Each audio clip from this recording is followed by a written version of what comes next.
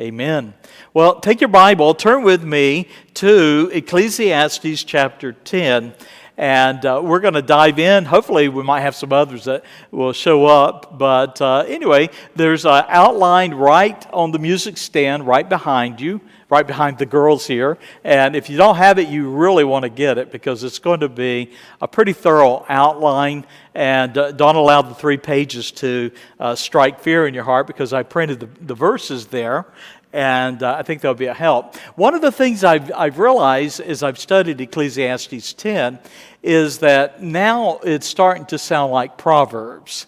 And some of you were with me when we studied Proverbs. Well, as we come to the lesson today, you're going to see really what resonates as the sound of Proverbs. So I wanted to go back and begin with the verse that I ended with last week, and that was Ecclesiastes chapter 10.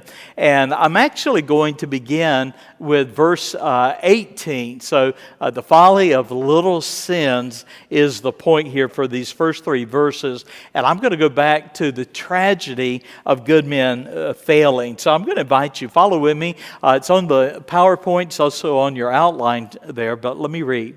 Wisdom, and I've given you the translation of that in my amplification of it, the capacity to understand, to discern. Wisdom is better than weapons of war, implements of war.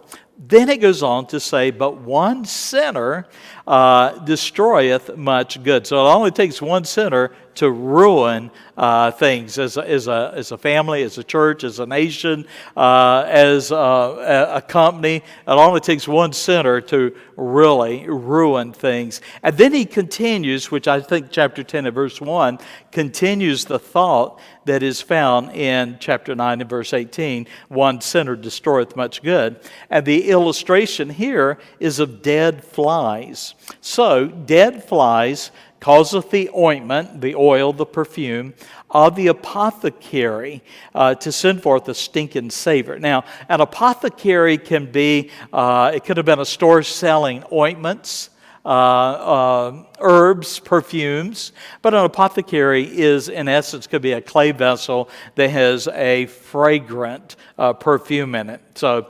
I think our parallel today would be that you open up your cologne this morning and there's a dead fly floating inside it. And flies eventually are going to decay. As a result of the decay, it's just going to be nasty, okay?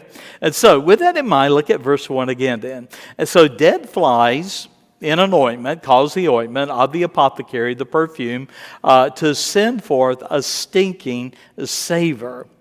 So doth then a little folly. So in chapter 9, verse 18, you had one sinner, destroyeth much good. Now chapter 10 and verse 1, a little folly, a little silliness, a little foolishness that is in reputation for wisdom and honor. So it only takes a little foolishness to destroy the preciousness of wisdom and understanding. So let me give you the thought that goes with that, and it is this. Dead flies spoil ointment just as little sins tarnish a wise man's reputation.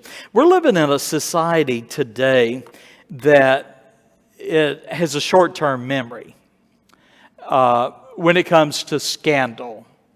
There are things today in our, let's go to our politics. There are scandals today in politics that would have absolutely destroyed somebody's career 30 and 40 years ago.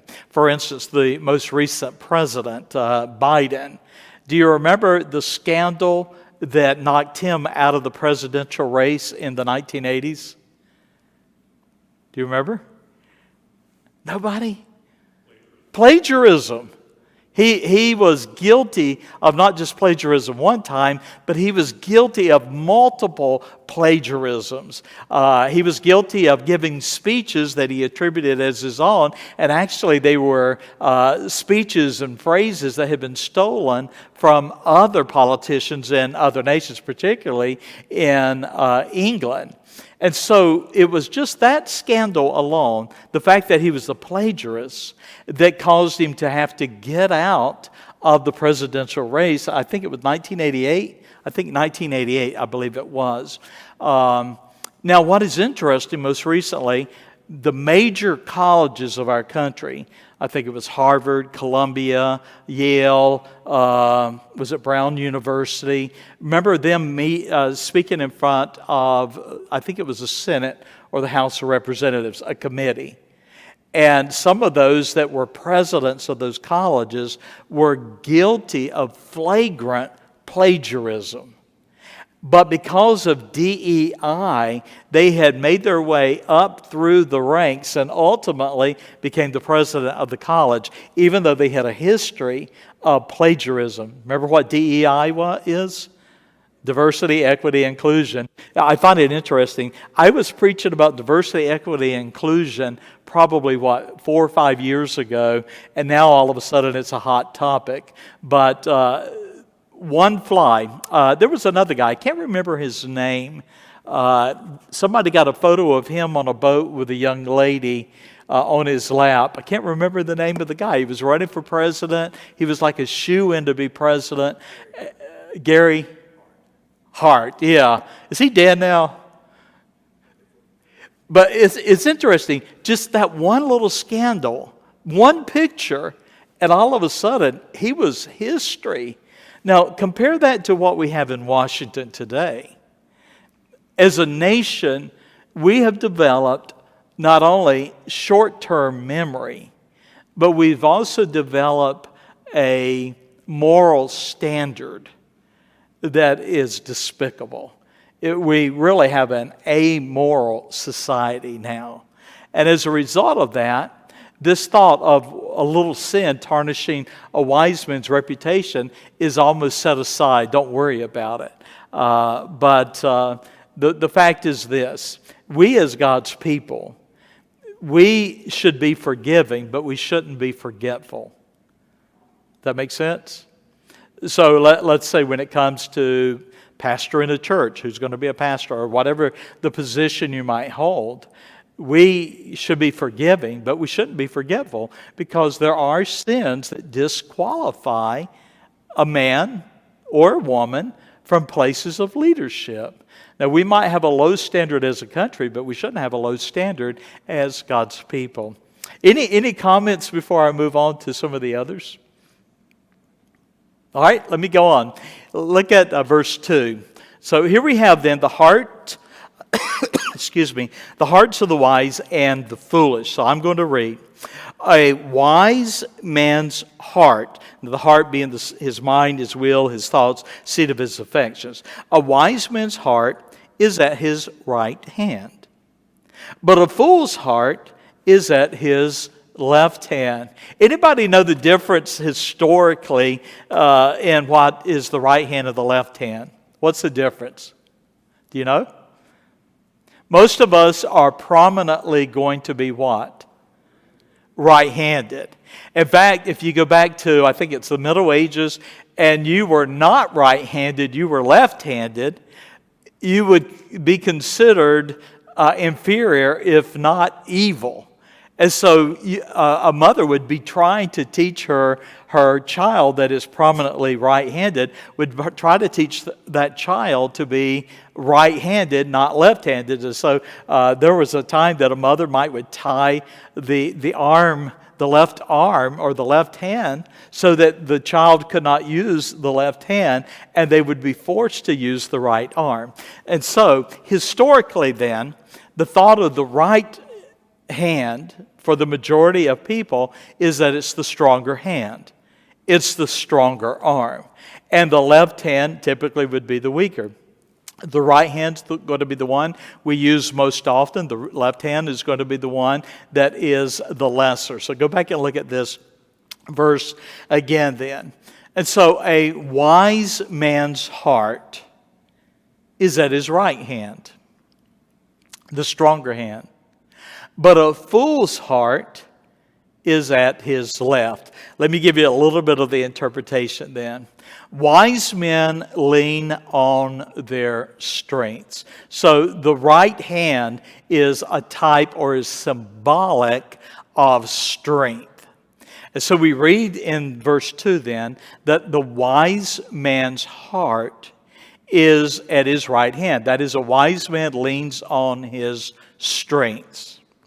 But on the other hand, well, let me give you some of the thoughts that go with it. What are the strengths of a wise man? Let me give you some of them. The first is this. Strength of a wise man is that he is sincere and he's open with the Lord. Psalm 139, verse 23. Search me, O God, and know my heart. Try me and know my thoughts. That is a strength. A foolish man, an unwise man, thinks that he can hide from God. But a wise man realizes that everything about us is known by God. Another, the wise put their faith and their trust in the Lord. Again, we're talking about the strengths of the right hand, the strengths of a wise man. Trust in the Lord with all thine heart, lean not unto thine own understanding. So 2 traits of a wise man: sincere and open before the Lord. Number 2, faith and trust in the Lord. Number 3, the wise guard their hearts, their thoughts, and their affections. Proverbs 4:23, keep thy heart with all diligence, for out of it are the issues of life. And we could go through a whole talk about what are the precautions that a wise, in fact, let's do it for a moment. What are some precautions that a wise man or woman will take to keep and guard their heart, their thoughts, and their affections? What are some of the things that you and I would do to say, not going to go there, not going to go there in my thoughts, not going to go there in my affections, not going to go there in my actions? Anybody? Yeah. Huh? Guard health and property.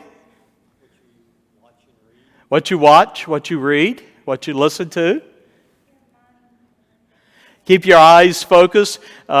Be like the mule that has blinders, right? We don't look to the right. We don't look to the left. We're only looking straight ahead. Not comparing you to a mule, but you know what I'm saying. Anybody else? What are some other things that a wise man or woman will do to guard their heart, their thoughts, and affections? How about when it comes to the opposite sex? Right?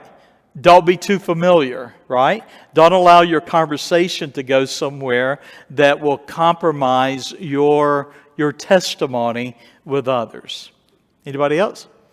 That same thought goes along with physical presence. We all have our safe space. Our safe space. And only certain people are allowed in it within a context. You know what I'm saying? All right.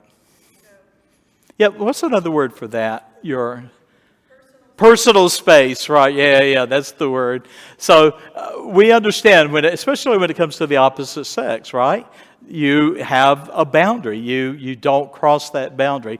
A sound heart, we're looking at the qualities of a wise man. A sound heart is the life of the flesh, but envy the rottenness of the bones. So the wise are guarding their hearts, guarding their thoughts. Preparation is the heart and man. The answer of the tongue is from the Lord. So what does a wise man do? He uses his strengths, not his weaknesses. His strength is the things that he can do and keep in a right relationship with the Lord.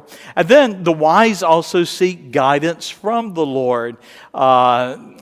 We read earlier, trust in the Lord with all thine heart, lean not unto thine own understanding. Now we come to Proverbs 16 and verse 9. A man's heart deviseth his way, but the Lord directeth his steps.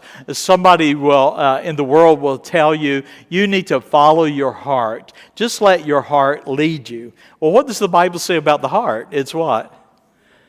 Desperately wicked, right? So you don't want your heart unreined to guide your steps. You want to have your thoughts and your affections guided by the Lord. Again, now I'm going to go moving on. So here's where we are. This verse in verse 2, a wise man's heart is at his right hand. He leans on his strength. But fools rely on their weakness. And I'm going to give you a couple of verses that will prove that. I'm going to move on. Here we go.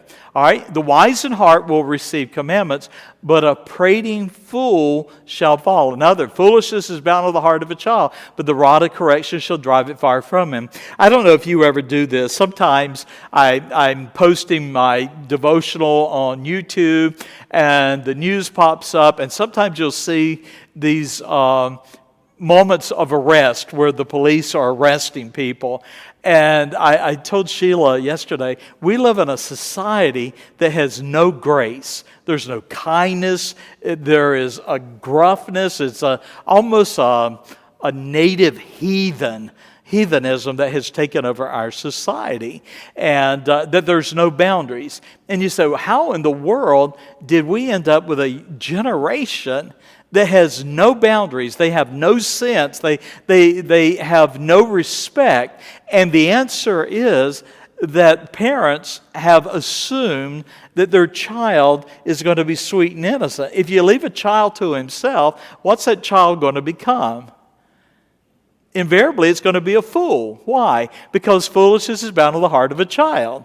If you let a child have full reign and there's no harnessing that child's actions, his thoughts, his affections, his attitudes, you're invariably going to end up with a fool. And I would suggest to you then, I'm going to go back to the verse, the fools rely on their weakness. What is the weakness of a man? The weakness of a man is his natural heart, his natural bent. The natural bent of a child, of a man, of a woman, is ultimately that of the fool. Comments? Moving on. All right. I have some neat ones I want to get to. That's why I'm kind of rushing through this. All right. A fool then is recognized for his lack of wisdom. Now, you have the verse on your outline with some of my amplification. Let me read it. Ecclesiastes 10, verse 3. Yea, also, when he that is a fool, now we're still dealing with the fool, walketh by the way, his path, his journey, he's going his way, his wisdom faileth him. Now, you'll notice in this point here, this wisdom is not dealing so much with his discernment as it is his inner man, who he is, what he is. So, yea, when he that is a fool walketh by the way, the path of his own choosing, his wisdom, his inner man faileth him, that is devoid of understanding. And he said to everyone that he is a fool. So here's the question. Based on chapter 10 and verse 3, how can you know when somebody's a fool? The answer is right there. Do you see it?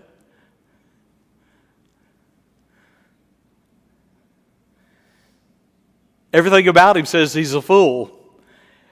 You say, oh, that person's a fool. How do you know they're a fool? Just watch them. They are foolish. Let me give you some points to go with that. All right. The words and actions of a fool reveal his folly. Proverbs 17, verse 7. I think I have the verse here. Let me see, yeah. Proverbs 17, verse 7. Excellent speech becometh not of fool, much less do lying lips a prince. In a prince you expect integrity, you expect honor. But with a fool you expect what you get. And so Solomon observes that you don't look to a fool to say anything that is excellent. So adding to that thought then, the words and actions of a fool reveal his folly. Number 2, a fool's silence makes others think he is wise. Do you ever get around people or someone and they listen but they're not talking? And you're thinking, I wonder what they're thinking. And if they don't say anything, you don't know what they're thinking. And maybe they even have the pose of the thinker, right? And you're thinking, wow, they must really be thinking, you know. Well, as long as they don't open their mouth, you don't realize who they are or what they are. Let me give you verses that go with that. Proverbs 17:28. Even a fool, when he holdeth his peace, is counted wise. And he that shutteth his lips is esteemed a man of understanding. These are wonderful principles. It's better to listen than it is to speak. Another. I'm going to keep moving on. Let me keep moving on. All right, back here. A fool then cannot be trusted. And I don't think I have the verse up there. Proverbs 26 and verse 6. Do I not have it up there? Yeah, I do. All right, here's what this says. He that sendeth a message by the hand of a fool cutteth off the feet and drinketh damage. Now, what is that saying? If you put your faith and trust in a man that is a fool, you trust them to take a message to somebody else, or you trust them to handle your business. And if that individual that you're putting your faith and trust in is a fool, you just as well cut off your own feet because of the damage that he is going to do to you. So the rule there would be what? Be careful who you trust, right? Be careful who you trust. Moving on. Here's a great one. I've seen this over the years. The wise avoid overreacting or resigning when offended by a leader. Now, I want to ask you, and don't raise your hand, but have you personally ever quit your job?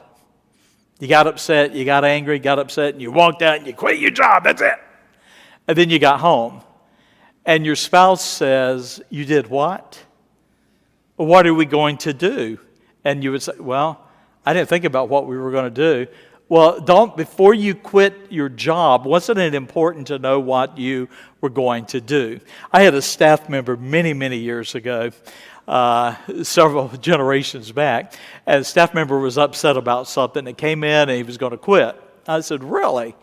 And I said, before you say one more word, I suggest you to go home and visit with your wife and tell her what you're proposing and then come back and visit with me tomorrow morning. And guess what? Tomorrow morning came and he says, I decided that quitting wasn't the best idea. I said, you got that right. Now, look at this verse here. If the spirit of the ruler, a leader, a king, an employer, if the spirit of the ruler rise up against thee, rebukes, whatever it might be, leave not thy place, for yielding pacifieth great offenses. So, in this particular illustration, it is somebody that, let's say, serving the king. And he doesn't like the actions of the king, he doesn't like the words of the king, so he's offended. Solomon's counsel, because he is the king, is if the spirit of the ruler or of the employer rises up against thee, leave not thy place. What is your place? It's your post. It's your responsibility. It's your job. Then he goes on and says, leave not thy place, for yielding, submitting, coming under, pacifieth great offenses. Let me give you a couple of thoughts that go with that then. A wise servant does not abandon his post during provocation. Over the years, I've had people in the church here, not working here, but just working out in public. And they got upset with the boss, and they just quit, they walked out, and they didn't have anywhere to go. And so they walked out, now they don't have unemployment. Now they don't have health insurance. They also don't have a paycheck. And then when they go to apply for other jobs, they're going to be given a reference, right? Who was your former employer? Well, it was the person that worked at such and such a store. Well, I need their name for a reference. Well, now everything is just cycling down. It's just that you're in a bad place. So what a wise servant does not abandon his post during provocation. Now, let's say for those of us, many of us have grandchildren now, for raising children, would not the wise counsel be, don't quit a job until you have a job? Would that not be the wise counsel? Pacify, then going on, yielding pacifieth offenses. In other words, submitting will quiet the anger of an employer. Let me give you a couple of verses to go with that. Ecclesiastes 8 and verse 3. Be not hasty to go out of his, that is the king's sight. Stand not in an evil thing, for he doeth whatsoever pleaseth him. If you're an employer or you own the company, the people that are working for you have a decision. They follow your leadership or they go and get another job. But if they are happy in their job, then they don't quit and go and look for something else. They continue to labor until there is something more. Let me get another thought that goes with that then. The latter part of this, as an illustration, is that deference and humility will calm a leader's anger. So the response to a leader who, quote, has offended you should be one of deference and humility, unless we're talking about actual compromise. Sometimes we have a school here, and sometimes a parent will get upset about something with the child, and they take the child's side, and the next thing you know, they say, well, we're just going to find somewhere else to go to school. Well, we're in a position here because we have waiting lists. We can say, well, I'm sorry to hear you say that, but I agree, you're going to need to go and find another school. But it's often not what's best for the child, but rather than deferring to an authority, they've taught that child to rebel against the authority. And nothing good's going to come of that, because you begin teaching a child a pattern that when you're not happy, that the world owes it to you to make you happy. And if the world doesn't make you happy, then you go find somewhere that you're happy. Well, then when you start that pattern, you can do it in your school, you can do it in your job, you can do it in your church, you can do it in your marriage. If the goal is to be happy, well, then that's a pretty low goal. Our goal ought to be righteous and to glorify the Lord. That should be our goal. But often we find ourselves, if we're not careful, it's easy to act like a fool. All right, moving on. Here's another thought that kind of supports that. 1 Peter 2, 18 and 19, servants, be subject to your masters with all fear, with reverence, not only to the good and gentle, but even to the ones that offend you, to the froward. For this is thankworthy, if a man for conscience toward God endure grief, suffering wrongfully. You know, God sometimes has us in a place or in a job, in a position, under authority, that maybe we're not the happiest. But the goal in life is not to be happy. The goal in the life is to glorify the Lord and to be righteous. Comments?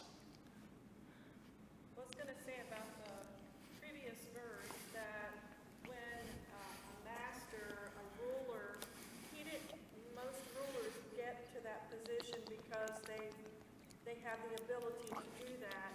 So when you, as someone who is underneath, are challenged by that ruler sees something in you that you need honing or sharpening, and so don't flee, take it, because you will learn and you will grow from it. I agree. Somebody else? Anyone? All right, let's keep going. What's the next point? Yeah, a leader's folly. I know this sounds like, man, the whole lesson today is about being a fool and foolishness. Well, that's where Solomon is. But it is so much like the book of Proverbs. You got to admit, as you start going through these last chapters. So, a leader's folly, elevating the foolish and demeaning the noble. That is true for companies. It's true for churches. It's true for a nation. We have in our culture today, the whole thing with DEI, I'm going to go back to that. The whole thing with DEI is contrary to spiritual truth. It is the antithesis of what we're studying today. Now, let me illustrate that for you then. Verse 5, here we go. Verse 5, there is an evil, writes Solomon, which I have seen under the sun, as an error which proceedeth from the ruler. So we're looking at an evil, wickedness, depravity, and misery which I have seen, writes Solomon, under the sun, as an error or a sin of error which proceedeth from the ruler. Now I'm going to keep going because I want to start laying out for you his illustration. So Solomon then in verse 6 to 7 begins giving examples of social injustices, examples of social injustices. Now here's what we read, Ecclesiastes 10 and verse 6. Folly is set in great dignity, and the rich sit in low place. So this is his observation. When things aren't right, bad things happen. And so his illustration here in verse 6 is his observation is that foolishness or fools or folly has been promoted. And the rich, the wealthy, the successful have been demoted.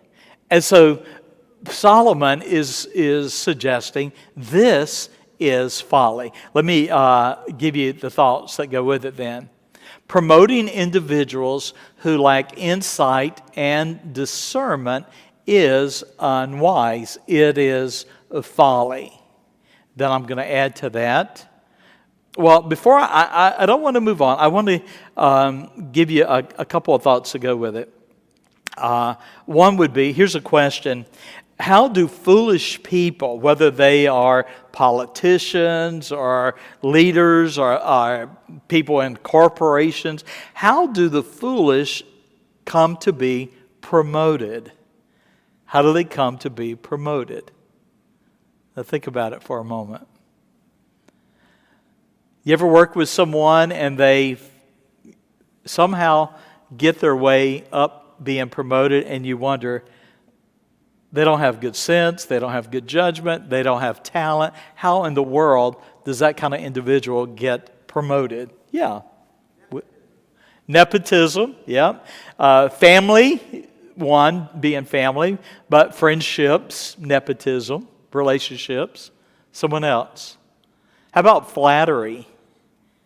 Flattering the boss, right? Flattering someone in leadership, and they build this this relationship with a leader that eventually can be advantageous to them getting in a position where they don't belong. Steve?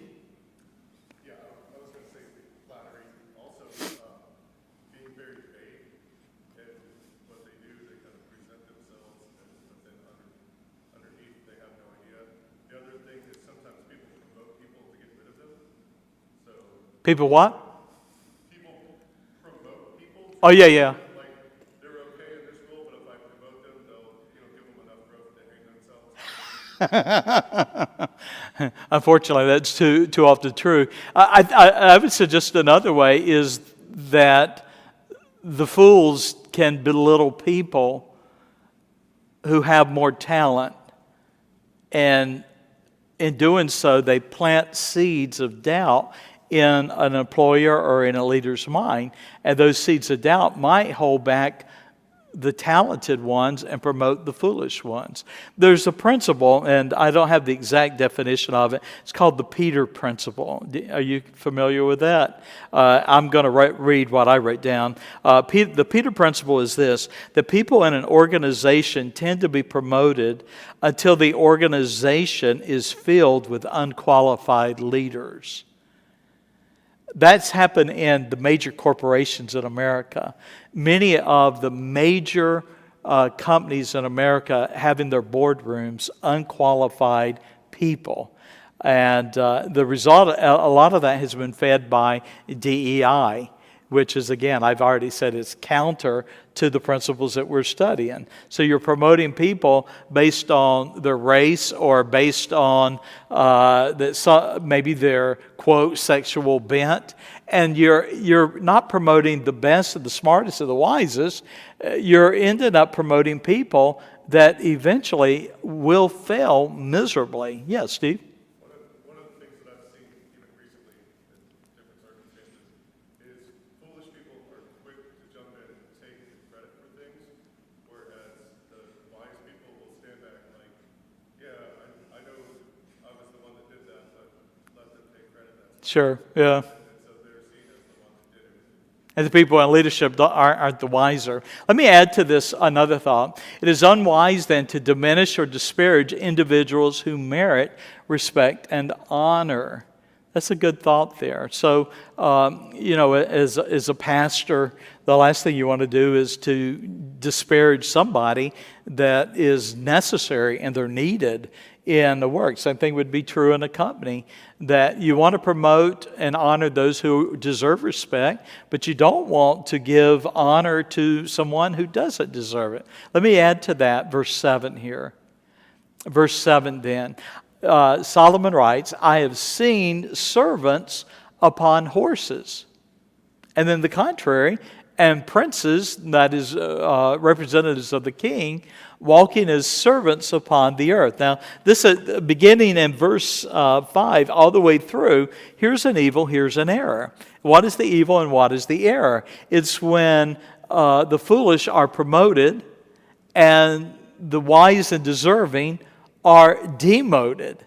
In this sense, then, Solomon says, let me tell you about a picture. It's a picture where the servants arrive in limousines and the princes are walking upon the earth. The ones that really are valuable are the ones that are mistreated. They're treated as servants or lesser than. So I think it's a wonderful illustration. I want to move on. I may not be able to finish this. I won't be able to finish the whole outline, but I do want to look at verses 8 through 11 of Ecclesiastes. So you have the passage there. Ecclesiastes 10, verse 8. Now, you'll notice there are two parables here. Verse 8, he that diggeth a pit shall fall into it, and whoso breaketh a hedge, a serpent shall bite him. Now, the principle is that actions have consequences. Now, we live in the state of Florida. We have sand. And so when you see people, men, and they're digging down into the earth, you will see that they will place like metal walls or something. I don't know what you call those things, so that they can work inside that ditch. The outside walls prevent the sand from doing what? From collapsing on the people that are working in the ditch there. Now, we've gotten smarter. Now we know how to tunnel underneath and move cable and all. But the illustration here, though, is a very appropriate one. So if you don't use caution, and if you're not careful, and if you're not wise, you can dig a pit and ultimately find yourself buried in the pit that you've dug. Let me give you a quote. Will Rogers, he was an actor, late 1800s, early 1900s, and he wrote this: if you find yourself in a hole, stop digging. I know I've been in conversation with someone before, and the more they're talking, the deeper the hole is getting. And I've said, why don't you just go ahead and get a big shovel and dig the hole as deep as you can? Because the more they're talking, the deeper the hole is getting, to the point they can't get themselves out of the hole that they have been digging. Now, I'm going to keep moving. I know you might want to jump in on that, but let's look at the last part. The last part is then, whoso breaks a hedge, literally breaks down, cuts, tears away a hedge. A hedge could be a wall. It could be the plant that many of us are thinking about, plants that make up a hedge. And he goes on and he says, a serpent shall bite him. Now, there's a poem by Robert Frost that says, good fences make for what? Good neighbors, all right? So, it's good to have a wall. It's good to have a fence. Why? Because it not only draws the boundary, but it ensures that you and your neighbor have an understanding. I'll give an illustration. My dad had a neighbor that really was giving him a hard time a while back. Dad's turning 92. And my dad was just so frustrated with the neighbor because my dad knew where the line was. The neighbor did not. And so my dad actually had a surveyor come and survey the land. and drive the pin into the road and put the peg in the back, and then took the survey plans, over to the neighbor and said, here's the survey of our properties. You ought to keep it. But my dad, in a sense, instead of tearing down the hedge, he did what? He established the hedge. Now here's a question, not a trick one. What are some moral hedges for us as believers? What are some hedges? What are some walls that we need to make sure are strong? Anybody? Yeah, Alec? Huh? Boundaries of behavior. Will? Huh? The Ten Commandments. We have the moral law of the Lord. Somebody else. We could draw other things, principles and precepts that are good hedges. And one of the negatives that you hear in a culture today that has no standards is that we shouldn't be about the law. You go off. It used to be you'd go off to a Christian college, and the first thing they give you was a rule book and tell you memorize the rules. And for some students, it's the first time they've ever heard a rule book. And those rules were there. And one of the first rules in the rule book was no griping. Period. No griping. And well, everybody's got a right to their own opinion. Well, if you're going to be a part of that institution, no griping. Well, I'm not happy. Well, then you go and find another college, right? You say, well, those are necessary. We have to have necessary walls and boundaries in our life. When you go home today, there are going to be laws that speed limit, stoplights, yield. There's all kinds of laws that you and I follow. And by doing so, we keep ourselves safe and those that we love safe. Let me take you to a second thought. Again, I won't be able to get to all these. We'll just get to the last two. Ecclesiastes 10 and verse 9. Whoso removeth stones shall be hurt therewith. And he that cleaveth wood shall be endangered thereby. So we have two. Let's talk about removing the stones for a moment. If I have a stone wall and I start removing the lower stones, invariably something's going to happen. And what is that? The wall is going to collapse, right?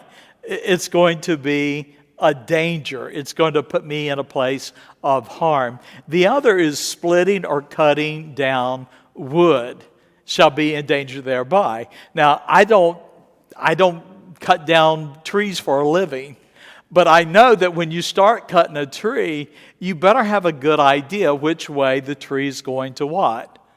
To fall. If you don't know, especially living in the city, if you don't know where that tree is going to fall, it could fall on your house, it could fall on your neighbor's house, it could fall on you. So there's some things that you ought to know about the tree. I've been around a couple of good treemen, and it's amazing.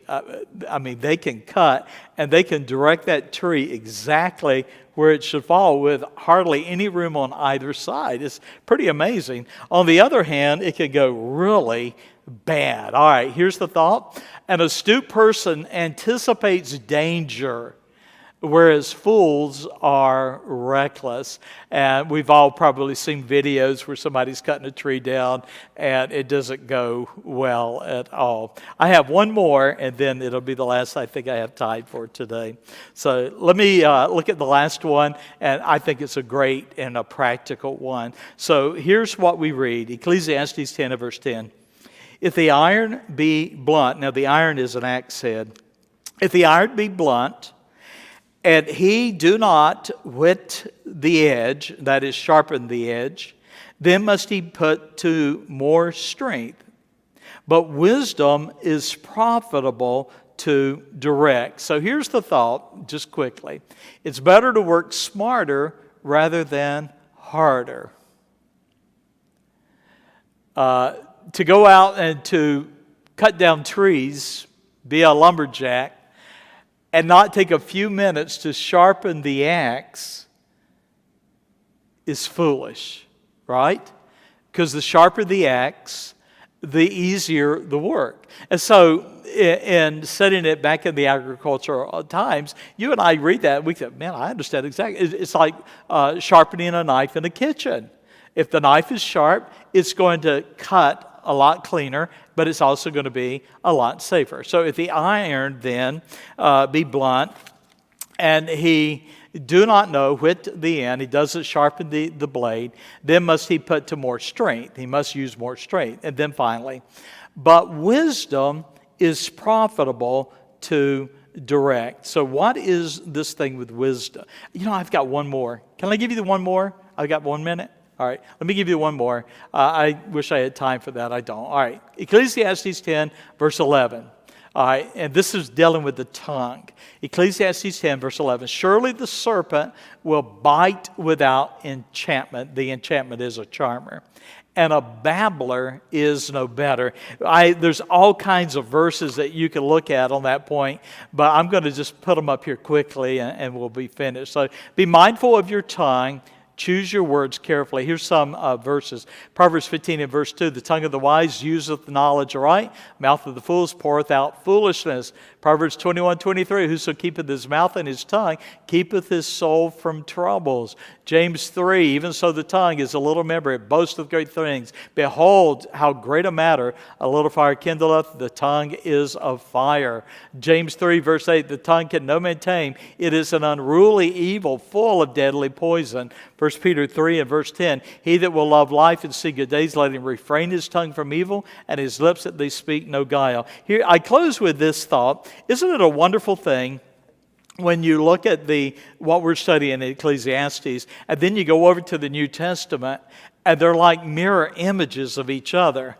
What Paul and James and Peter were writing was a reflection of what we were reading here in Ecclesiastes today, and the practical side of God's Word is just a wonder. So that I need to close. People are going to be waiting outside.